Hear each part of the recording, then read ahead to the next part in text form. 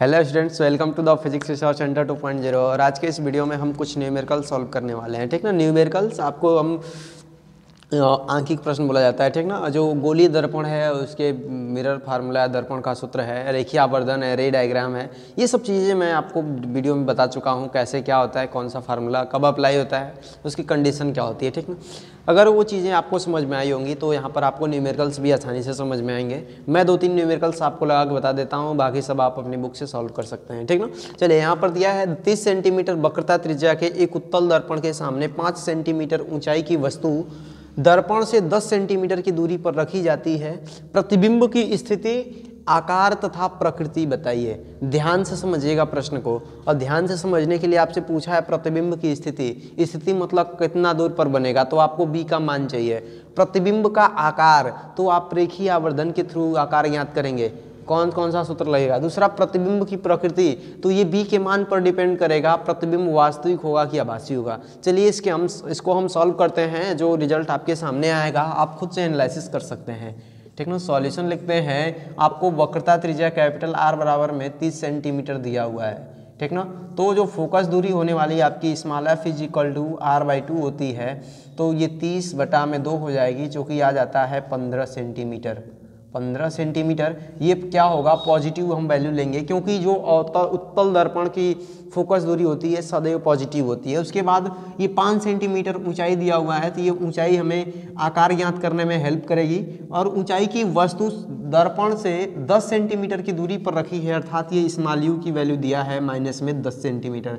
हम minus sign क्यों लिए हैं ये चीज़ आपको बता चुके हैं, क्योंकि उत्तल दर्पण में जो वस्तु की दूरी निगेटिव रखी जाती है, क्योंकि ऋणात्मक एक्स अक्ष की तरफ होता है। ठीक ना, चलिए इसको सॉल्व करते हैं। और हमें v की वैल्यू चाहिए, तो v बराबर में क्वेश्चन मार्क लिखते हैं। तो दर्पण के सूत्र से दर्पण का सूत्र क्या होगा, 1/f is equal to 1/v plus में 1/u होगा। ठीक ना, 1/f की वैल्यू रखेंगे तो 1/15 हो जाएगा, और v की जो वैल्यू रखेंगे वो हमको पता ही नहीं है। प्लस में 1/u कितना है, 10 है, माइनस में 10, तो माइनस में 10 मल्टीप्लाई हो जाएगा यहाँ पे माइनस का, तो माइनस हो जाता है। और 1/15 is equal to 1/v minus में 1/10, इसको इधर भेज दीजिए, तो 1/v is equal to 1/15 plus में 1/10। आप इसका क्रॉस मल्टीप्लिकेशन करा दीजिए, एलसीएम लेने से बेहतर रहेगा। तो क्रॉस मल्टीप्लिकेशन कराएंगे तो 15/10 हो जाएगा, और यहाँ पर इसका गुणा इसमें होगा तो 10 होगा, और इसका गुणा इसमें होगा तो 15 होगा।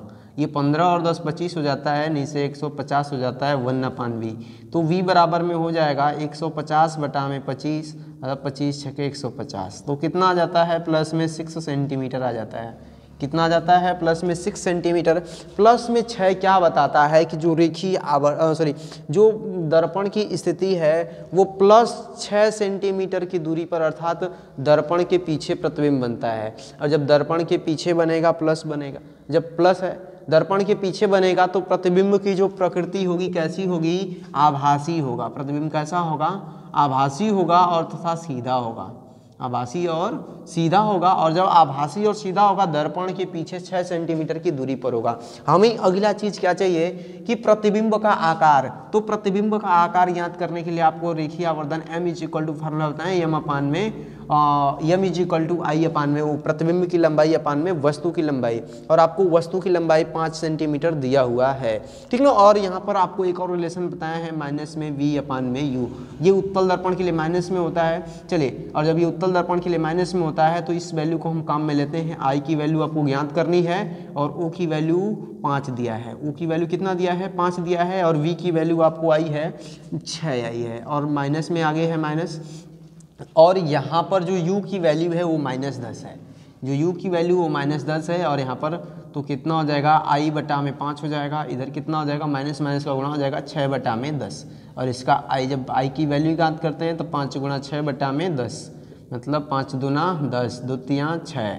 तो i बराबर में कितना आ जाता है, प्लस में 3 सेंटीमीटर। ये वस्तु की लंबाई है तो सदैव पॉजिटिव ही रहेगी, लंबाई कभी ऋणात्मक नहीं होती है, लंबाई और दूरी, ठीक ना। तो जो प्रतिबिंब होगा 3 सेंटीमीटर लंबा होगा।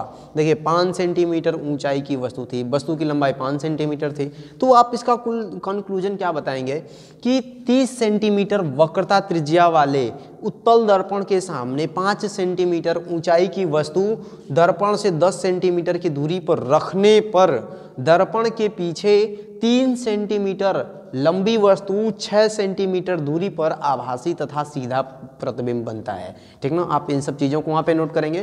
तो आई होप कि आपको ये क्वेश्चन समझ में आया होगा। अब समझते हैं हम सेकंड क्वेश्चन। दिया है 15 सेंटीमीटर फोकस दूरी वाले एक अवतल दर्पण के सामने 10 सेंटीमीटर दूरी पर 8 सेंटीमीटर ऊंचाई की वस्तु का दर्पण द्वारा बने प्रतिबिंब की स्थिति ज्ञात कीजिए।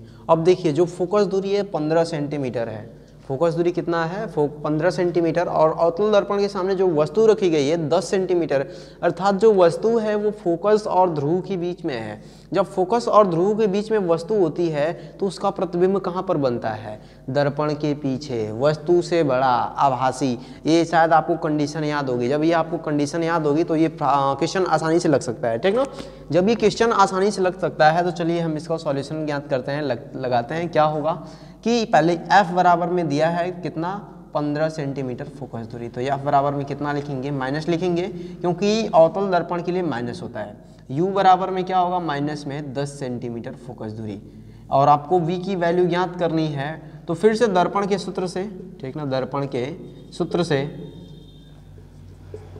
दर्पण का जब सूत्र ज्ञात करेंगे तो 1 में f is equal to 1 v plus में 1 u होता है, और जब वैल्यू रख देते हैं तो 1 माइनस में 15 हो जाएगा इज इक्वल टू 1 में v हो जाएगा प्लस में 1 माइनस में 10 हो जाएगा।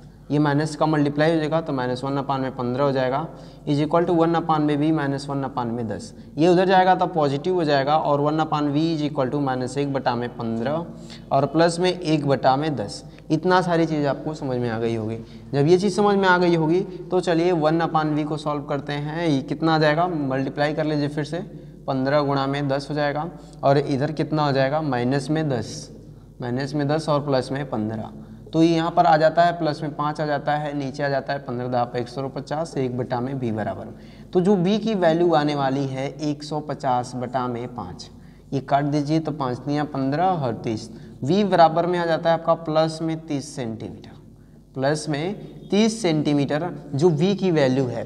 जब ये प्लस आने का मतलब क्या है कि प्रतिबिंब दर्पण के पीछे बनता है, और जब प्रतिबिंब दर्पण के पीछे बनता है तो कैसा होगा, आभासी होगा, ठीक ना। और जब आभासी होगा, अब यहाँ पे इसकी ऊंचाई भी दिया है कि 8 सेंटीमीटर ऊंचाई वाला है, तो चलिए इसका हम आवर्धन ज्ञात करके देख लेते हैं कि प्रतिबिंब की भी ऊंचाई कितनी होगी, ठीक ना। जब हम प्रतिबिंब की ऊंचाई ज्ञात करेंगे तो बताइए m इज इक्वल टू, फिर से रखेंगे माइनस v में u रखेंगे, और ये वाला रिलेशन रखेंगे i में o, और जब i में o रखते हैं तो यहाँ पर वैल्यू माइनस में v में u is equal to, i की वैल्यू कितना दिया है, नहीं दिया है, ठीक ना।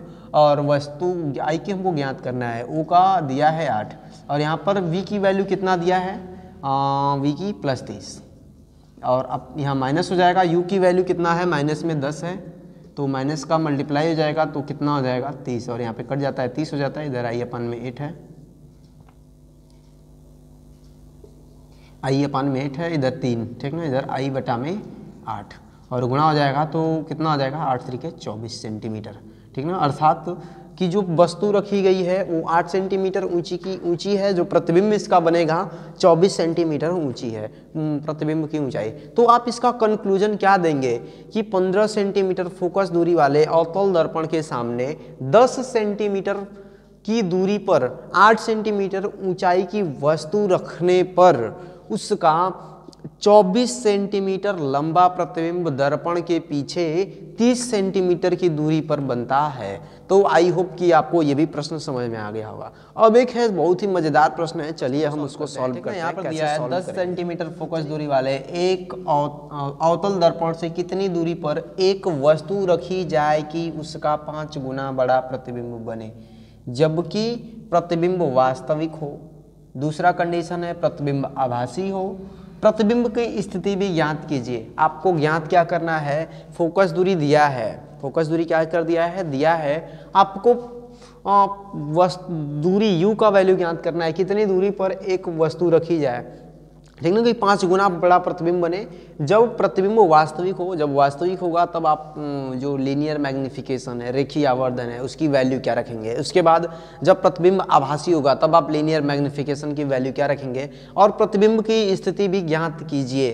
तो इस प्रश्न को सॉल्व करने के लिए पहले आपके पास जो भी मटेरियल दिया है उसे लिख लीजिए, और मटेरियल आपके पास ये दिया है f = माइनस में 10 सेंटीमीटर, f = माइनस में 10 सेंटीमीटर। आपको जो लीनियर मैग्निफिकेशन m की वैल्यू दिया है वो दिया है 5।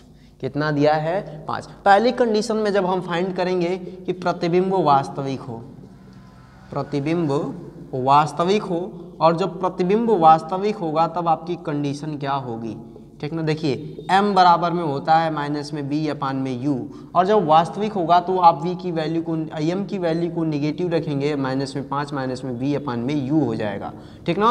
और जब u हो जाएगा तो माइनस से माइनस खत्म हो जाएगा और v बराबर में आ जाएगा 5u, ठीक ना। अब आपको b की वैल्यू आ गई है, ठीक ना। और मिरर दर्पण का सूत्र लगाएंगे तो कितना हो जाएगा, v की जगह 5u लिखेंगे, ठीक ना। और दर्पण का सूत्र, दर्पण के सूत्र से, दर्पण के सूत्र से, दर्पण का सूत्र क्या होता है, 1/f = 1/v प्लस में 1/u। और जब वैल्यू पुट करेंगे तो v f की वैल्यू दिया है 1 माइनस में 10, इधर 1/v की वैल्यू अब लिखेंगे 5u लिखेंगे, और u की वैल्यू को उतना ही लिखेंगे, ठीक ना। अब देखिए वास्तविक होगा, यहाँ पे प्लस वैल्यू आई तो प्लस ही रखेंगे, और यहाँ पर प्लस में 1/u। जब आप एलसीएम लेते हैं तो आ जाता है 5u आ जाएगा, और इधर कितना आ जाएगा 5u, तो यहाँ पे 1 प्लस में 5, इधर कितना 6/5u आ जाता है, इधर 1 माइनस में 10 आ जाता है, ठीक ना। और जब आप इसका क्रॉस मल्टीप्लिकेशन कराएंगे तो u बराबर में फाइनली आता है -10 गुणा में 6/5, अर्थात 5 दूना 10, और u की वैल्यू आता है माइनस में 6 दूना 12 सेंटीमीटर। अर्थात जब प्रतिबिंब वास्तविक होगा, ठीक ना। जब प्रतिबिंब वास्तविक होने का मतलब क्या है कि v का मान भी नेगेटिव होगा, और जब v का मान भी नेगेटिव होगा तब हम यहाँ पर क्या लिखेंगे, u बराबर माइनस में 12 सेंटीमीटर, जो वस्तु की दूरी आएगी माइनस में 12 सेंटीमीटर। तो आपको ये समझ में आ गया होगा।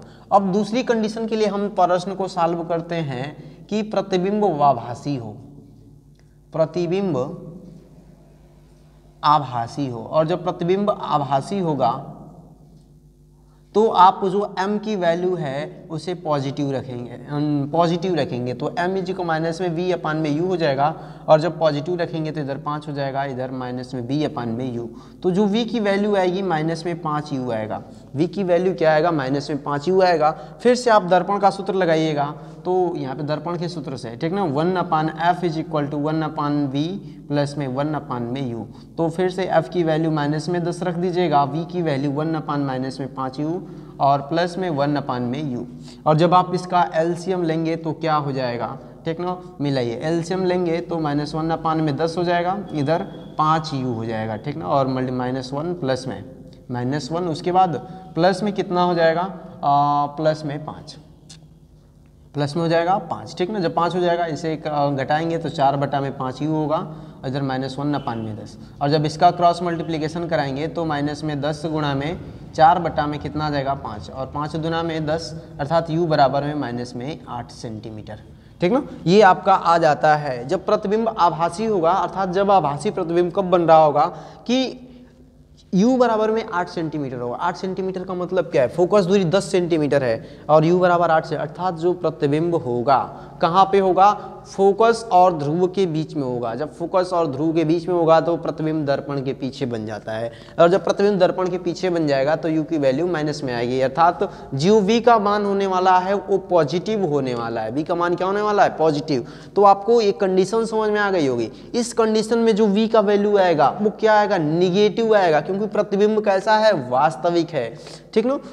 चलिए अब दूसरा जो कंडीशन अगर यदि आपको नहीं समझ में आया हो तो मैं आपको ये बता देना चाहता हूँ कि मैंने आपको रेखीय आवर्धन वाले वीडियो में बता चुके हैं कि जब प्रतिबिंब वास्तविक होता है तो रेखीय आवर्धन का मान पॉजिटिव रखते हैं या निगेटिव रखते हैं। जब वास्तव आभासी होता है तब रेखीय आवर्धन का मान पॉजिटिव रखा या नेगेटिव रखा जाता है। उसी का उपयोग करके हम इस प्रश्न को केवल इतने में सिमट दिए हैं, बाकी आप भाषा लैंग्वेज को लिख सकते हैं। वही जो हम पीछे वाक्यों को दोहराते हैं वही आप भी दोहरा के लिखिएगा। तो आई होप कि वीडियो आपको इन्फॉर्मेटिव लगा होगा। मिलते हैं किसी नेक्स्ट वीडियो में। जय हिंद।